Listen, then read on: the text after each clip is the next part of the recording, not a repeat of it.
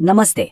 चलिए आज बात करते हैं एक ऐसे दौर की जब महज 150 सालों में एक ताकतवर साम्राज्य पूरी तरह बिखर गया और उसकी जगह व्यापारियों की एक कंपनी ने ले ली। जी हाँ, आज हम 1707 से 1857 के बीच भारतीय उपमहाद्वीप के इतिहास के उस तूफानी दौर को समझेंगे जिसने यहाँ का नक्शा और तकदीर दोनों हमेशा के लिए बदल दिए। अब ये सिर्फ कोई किताबी सवाल नहीं है, बल्कि ये सोचने पर मजबूर कर देता है।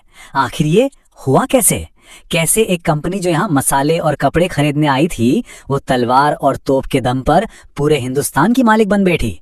आज इसी गुत्थी को सुलझाने की कोशिश करते हैं। तो इस पूरी कहानी को समझने के लिए हमें 3 तारीखें अपने जहन में रखनी होंगी, जो 3 बड़े मोड़ थे।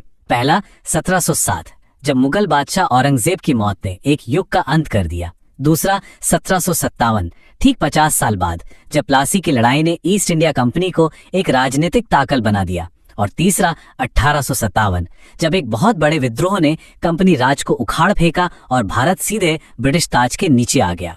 तो कहानी की शुरुआत होती है एक अंत से, मुगल साम्राज्य के अंत से, क्योंकि यह समझना जरूरी है कि किसी भी नई चीज के बनने के लिए पुरानी का टूटना जरूरी होता है। और यहाँ तो एक पूरा साम्राज्य ढह रहा था। आप यूं समझिए कि औरंगजेब की मौत के बाद दिल्ली का तख्त जैसे खाली हो गया था। मुगल साम्राज्य की पकड़ इतनी कमजोर हो गई कि पूरे देश में एक पावर वैक्यूम या शक्ति शून्यता की स्थिति बन गई। मतलब एक बड़ी ताकत जा चुकी थी और उसकी जगह लेने वाला कोई एक नहीं था। नतीजा, हर कोई इस खाली जगह को भरने की दौड़ में शामिल हो गया। अच्छा, अब इतिहासकार इस दौर को लेकर एकमत नहीं है। एक तरफ कुछ लोग कहते हैं कि मुगलों का पतन एक तबाही थी जिससे हर तरफ अराजकता फैल गई। वहीं दूसरी तरफ कुछ का मानना है कि नहीं, ये क्षेत्रीय ताकतों के उभरने का दौर था जब स्थानीय स्तर पर काफी विकास भी हुआ। तो सवाल ये है कि ये दौर अंधेरे का था या एक नई सुबह का। तो आखिर इतना बड़ा साम्राज्य गिरा कैसे? देखिए, इसकी वजह कोई एक कमजोर बादशाह नहीं था। असल में इसकी जड़ें बहुत गहरी थीं।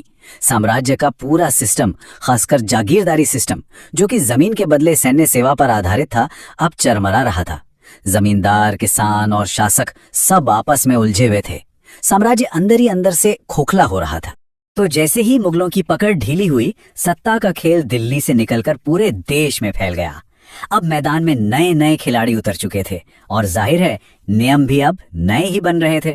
मोटे तौर पर देखें तो 3 तरह की ताकतें सामने आईं जिन्होंने भारत के नक्शे को बदलना शुरू कर दिया। कुछ तो पुराने मुगल सूबे ही थे, जैसे बंगाल, अवध और हैदराबाद, जो अब लगभग आजाद हो चुके थे। कुछ वो थे जो विद्रोह करके खड़े हुए, जैसे मराठा, सिख और जाट। और कुछ पहले से ही आजाद थे, जैसे मैसूर और राजपूत राज्य, जिन्होंने इस मौके पर अपनी ताकत और बढ़ा ली। अब ये जो नए राज्य बन रहे थे वो भी एक जैसे नहीं थे। इसे समझने के लिए दक्षिण के 2 राज्यों का उदाहरण लेते हैं। एक तरफ था हैदराबाद, जो काफी हद तक पुराने मुगल तौर तरीकों पर ही चल रहा था, और दूसरी तरफ था मैसूर, जहां हैदर अली और टीपू सुल्तान ने एक बिल्कुल नई ताकतवर फौज खड़ी की, जो आगे चलकर अंग्रेजों के लिए सबसे बड़ी चुनौती बनी। लेकिन इस पूरी दौड़ भाग में एक खिलाड़ी ऐसा था जिसके बारे में किसी ने सोचा भी नहीं था। वो कोई राजा या नवाब नहीं था। वो थी लंदन में बैठी एक व्यापारिक कंपनी, एक ऐसी कंपनी जो हिंदुस्तान व्यापार करने आई थी, लेकिन जल्द ही यहाँ हुकूमत करने का ख्वाब देखने लगी। देखिए, ईस्ट इंडिया कंपनी को अपना व्यापार चलाना था, अपनी फौज रखनी थी, और इन सब के लिए चाहिए था पैसा, ढेर सारा पैसा। और वो पैसा कहाँ से आता? जमीन से, लगान से। बस यहीं से उनकी नीयत बदल गई। अब वो सिर्फ व्यापारी नहीं रहना चाहते थे, वो शासक बनना चाहते थे। बंगाल पर कब्जा कंपनी की एक बहुत ही सोची समझी चाल थी। देखिए, उन्होंने क्या किया? पहले व्यापार के बहाने झगड़ा शुरू किया, फिर 1757 में प्लासी की लड़ाई में साजिश करके नवाब को हराया। उसके बाद अपनी एक कठपुतली मीर जाफर को नवाब बना दिया, और फिर बक्सर की लड़ाई जीतकर यह भी साबित कर दिया कि फौजी ताकत में उनका कोई मुकाबला नहीं। आखिरकार 1765 में उन्होंने मुगल बादशाह से बंगाल, बिहार और उड़ीसा की दीवानी यानी लगान वसूलने का हक ही ले लिया। बस यहीं से वो बंगाल के असली मालिक बन गए। और ये सब सिर्फ सत्ता के लिए नहीं हो रहा था। प्लासी की लड़ाई के ठीक बाद अंग्रेजों ने नए नवाब मीर जाफर से इनाम और हर्जाने के नाम पर 17,50,000 रुपए वसूले। उस जमाने में ये एक बहुत बहुत बड़ी रकम थी। ये आंकड़ा साफ साफ बताता है कि कंपनी के इरादे क्या थे। ये एक राजनीतिक जीत से कहीं ज्यादा एक बहुत बड़ी आर्थिक लूट की शुरुआत थी। तो अंग्रेजों ने जमीन तो जीत ली थी, लेकिन अब सबसे बड़ा सवाल ये था कि वो करोड़ों लोगों पर राज करेंगे कैसे। देखिए, सिर्फ तलवार के दम पर कोई साम्राज्य लंबे समय तक नहीं चल सकता। उन्हें एक कहानी चाहिए थी, एक आइडियोलॉजी जो उनके राज को सही ठहरा सके। शुरुआत में तो वॉरेन हेस्टिंग जैसे अंग्रेज अफसरों को लगा कि भारत पर राज करना है तो यहाँ के रीति रिवाजों और कानूनों को समझना होगा, लेकिन फिर ये सोच बदलने लगी। बाद में आने वाले अंग्रेजों जैसे बेंटिंक का मानना था कि भारतीय समाज तो पिछड़ा हुआ है और इसे सुधारने की जरूरत है, इसे पश्चिमी बनाने की जरूरत है। ये दो बिल्कुल अलग अलग नजरियों का टकराव था। तो ये बात साफ है कि ये सिर्फ फौजी ताकत का खेल नहीं था, ये विचारों का भी खेल था।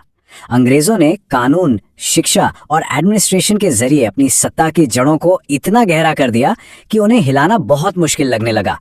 तो इस तरह महज 150 सालों में सत्ता मुगल दरबार से निकलकर एक ब्रिटिश कंपनी के दफ्तरों में पहुंच गई। लेकिन सवाल ये था कि लालच और धोखे की बुनियाद पर खड़ा किया गया ये साम्राज्य आखिर कब तक टिक सकता था। इस सवाल का जवाब इतिहास को जल्द ही देना था, 1857 के एक बड़े तूफान की शक्ल में। दोस्तों, वीडियो पसंद आए तो लाइक करें और ऐसे ही नॉलेजेबल वीडियो देखने के लिए चैनल को सब्सक्राइब करें। धन्यवाद।